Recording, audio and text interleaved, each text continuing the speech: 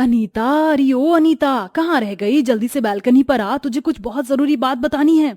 बस आ गई दीदी, कहिए क्या बताना है। और आज कौन सी मसालेदार खबर आपके हाथ लगी है? अरे तू भी सुनेगी तो हंस हंस कर पागल हो जाएगी। वो अपने मोहल्ले में गुप्ता जी हैं। उन्होंने कल रात को बच्चों के लिए पार्टी रखी थी। गली के सारे बच्चे गए थे उस पार्टी में, पर तुम्हें पता है खाने के नाम पर अंकल जी ने उन्हें क्या दिया? क्या? 1-1 रुपए वाली टॉफी। और टॉफी देकर सभी बच्चों को कहते हैं कि उन्होंने उनको खरीद लिया है और वो सब अब उनके नौकर हैं। हद करते हैं गुप्ता अंकल। दीदी, मेरे पास भी आपके लिए एक मसालेदार खबर है। अच्छा तो फिर जल्दी से बता। इस तरह दोनों देवरानी जेठानी बालकनी पर खड़ी होकर पंचायत करने लगती हैं। वैसे तो दोनों देवरानी जेठानी थी, पर दोनों का ही घर आमने सामने था। वो दोनों अलग अलग रहकर भी मानो जैसे एक साथ ही रहती थी। दोनों देवरानी जेठानी अपनी पंचायत लेकर बैठ जाती हैं और तभी वहां आवाज देते हुई आशा दिशा के पास आती है और उससे कहती है, तुम दोनों फिर से पंचायत करने लगी। तुम्हारी इसी पंचायत की वजह से मेरे दोनों बेटे अलग अलग घर में रहने लगे और अब तुम दोनों की वजह से कभी मुझे तेरे घर तो कभी छोटी बहू के घर रहना पड़ता है। अरे माँ जी, क्यों आप अपना बीपी हाई करी? बात बताओ, हुआ क्या? वो ये है कि तुम दोनों की पंचायत कभी खत्म नहीं होती। यहाँ 2 बज गए हैं पर तू अब तक रिंकू को स्कूल से लेने नहीं गई। बेचारा मेरा बच्चा स्कूल में तेरा इंतजार कर रहा होगा। अगर तुझे नहीं जाना था तो तू मुझे बता देती। शोभा के घर से आते हुए मैं खुद ही उसे स्कूल जाकर अपने पोते को ले आती। क्या इतनी जल्दी 2 बज गए? मुझे तो पता ही नहीं चला। माँ जी, मैं अभी जाकर रिंकू को स्कूल से लेकर आती हूँ। इतना बोलकर दिशा सारा काम छोड़कर रिंकू को स्कूल लेने जाती है और घर आकर खाना खिलाती है। मेरा बच्चा, माफ कर दे अपनी माँ को। आज तुझे स्कूल से लेकर आने में मुझे लेट हो गया, पर कल से मैं समय से पहले आ जाया करूंगी तुझे लेने। रहने दो माँ, आप, मुझे नहीं खाना आपके हाथ से खाना। मैं जा रहा हूँ दादी के पास। आप जाकर चाची के साथ अपनी पंचायत पूरी कर लो। दादी का चमचा दादी के साथ रह रहकर दादी की जुबान बोलने लगा है। चुपचाप से मेरे हाथों से खाना खाता या थप्पड़ मारूं? दिशा रिंकू को डांट कर खाना खिलाती है। अब इसी तरह से कुछ दिन बीत जाते हैं और मोहल्ले में किसी के घर में चोरी हो जाती है। और जब इस बारे में अनीता को पता चलता है तो अनीता दरवाजे पर खड़ी होकर अपनी जेठानी को आवाज लगाती है, अरे दीदी, जल्दी से बाहर आओ ना, आपको कुछ बताना है। अरे अनीता आ गई, बोलो क्या बताना है? दीदी, आपको पता चला शर्मा अंकल के घर में जो चोरी हुई थी वो चोरी किसी और ने नहीं बल्कि उसकी बेटी ने ही की थी। मैंने तो सुना है उसकी बेटी घर का सारा सामान चोरी करके किसी के साथ फरार होने वाली थी। अरे मुझे तो पहले से ही उसके लक्षण ठीक नहीं लगते थे। मैंने तो कई बार अंकल आंटी को समझाने की कोशिश भी की थी, पर आजकल कोई किसी की सुनता कहाँ है। वही तो दीदी, अब तो भलाई का जमाना ही नहीं रहा। एक बार फिर दोनों देवरानी जेठानी अपने घर के दरवाजे पर खड़ी होकर पंचायत करने लगती हैं और दिशा, जिसने गैस पर सब्जी रखी थी, वो सब्जी देखना भूल जाती है और उसकी पूरी सब्जी जल जाती है। जिसके बाद रिंकू अपनी माँ के पास जाता है और अपनी माँ का हाथ खींच खींच कर उसे अंदर चलने के लिए कहता है, पर दिशा उसकी बातों पर ध्यान नहीं देती। जिसके बाद रिंकू अपनी माँ के हाथ में दांत से काट लेता है। रिंकू, ये क्या बदतमीजी है? मैंने तुम्हें कितनी बार सिखाया है ना कि जब आपस में 2 बड़े लोग बात कर रहे हों तो बीच में आकर डिस्टर्ब नहीं करते। माँ, आप तो हमेशा मुझे मारती रहती हो। आप अपनी पंचायत के चलते सब काम करना भूल जाती हो। आप ये भी भूल गई कि आपने गैस पर सब्जी रखी है और अब वो सब्जी भी पूरी तरह से जल चुकी है। मैं कब से आपको चलने के लिए कह रहा था, पर आप सुन ही नहीं रही थी, इसीलिए मैंने आपको दांत काटा, पर आपने मुझे थप्पड़ मारा। वैसे ही मैं आपकी शिकायत पापा से करूंगा, फिर देखना पापा भी आपको ऐसे ही थप्पड़ मारेंगे। रिंकू, तू बहुत बदमाश हो गया है और साथ ही साथ बहुत उल्टा जबान चलाने लगा है।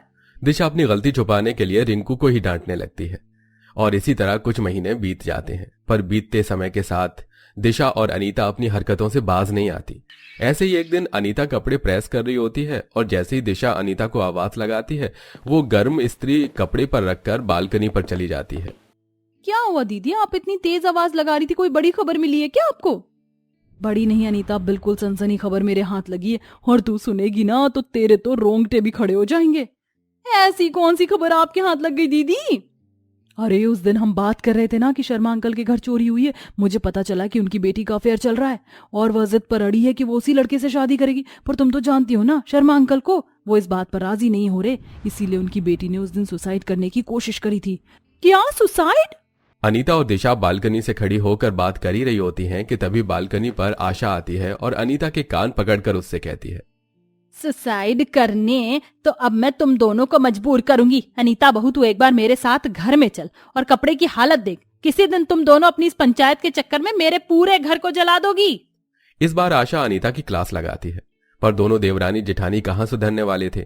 इतनी सारी घटना घटने के बाद भी दोनों देवरानी जेठानी को जब भी मौका मिलता वे दोनों अपनी पंचायत लेकर बैठ जाती। ऐसे ही एक दिन, अरे दिशा, क्या कर रही हो तुम?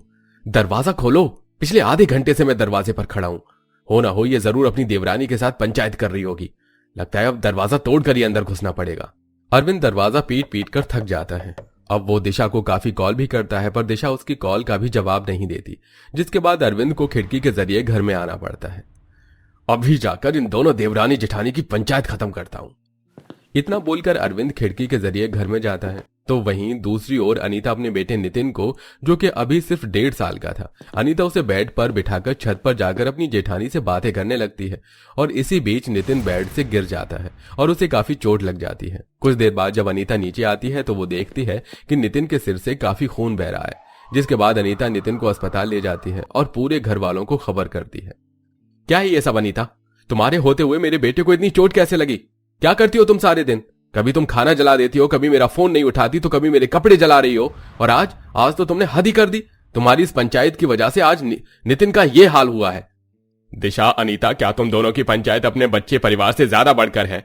अगर तुम दोनों को इतनी ही बातें करनी है तो खाली समय में एक दूसरे के पास बैठकर कर लिया करो, सारे काम खत्म करके। पर ऐसी लापरवाही तो मत करो। अगर आज नितिन को कुछ हो जाता तो? बेटा, गलती सिर्फ अनीता बहू की नहीं है, ये गलती इन दोनों देवरानी जेठानी की है। ये दोनों पूरी दुनिया की पंचायत लेकर बैठ जाती हैं और खुद को मुख्य समझकर आपस में ही फैसला सुनाने लगती हैं। ये सब कुछ इनके पंचायत की वजह से हुआ है। बहू, अब भी मौका है, सुधर जाओ। माँ जी, हम नहीं चाहते थे कि नितिन को इतनी चोट लग जाए, और हम दोनों कहाँ ज्यादा बात करते हैं। थोड़ा सा जो समय मिलता है उसी में तो हम देवरानी जेठानी अपना सुख दुख बांटती हैं, और इसी बीच ये हादसा हो जाएगा, हमें पता नहीं था। पर हम कान पकड़कर आप सबसे माफी मांग रहे हैं। अब हम ऐसी पंचायत कभी नहीं करेंगे। दीदी बिल्कुल सही कह रही है, बस एक बार मेरा नितिन ठीक हो जाए, फिर मैं ऐसी गलती से भी नहीं करूंगी। दुखी मत हो, मेरे बेटे को कुछ नहीं होगा। अच्छा हुआ कि बच्चों को ज्यादा चोट नहीं लगी। खून थोड़ा ज्यादा निकल गया था, पर अब वो ठीक है। और आप सब कैसे हैं? बच्चे के प्रति इतनी लापरवाही? बच्चे का थोड़ा ख्याल रखा करिए। डॉक्टर, मेरा बेटा ठीक है ना? हम उसे घर ले जा सकते हैं ना? मैं अब अपने बेटे को एक पल के लिए भी अकेला नहीं छोड़ूंगी। मुझे अपनी गलती का एहसास हो चुका है। दिशा और अनीता को अपनी गलती का एहसास हो जाता है और सभी घर वाले उन्हें माफ कर देते हैं। कुछ देर बाद पूरा परिवार नितिन को लेकर घर आता है। अब अनीता नितिन का बहुत ख्याल रखती है, तो वहीं दिशा भी अपनी जिम्मेदारियों को अच्छे से निभाती है। पर अब भी उन दोनों देवरानी जेठानी को जब भी थोड़ा मौका मिलता तो वो एक दूसरे के घर आकर अपनी पंचायत लेकर बैठ जाती।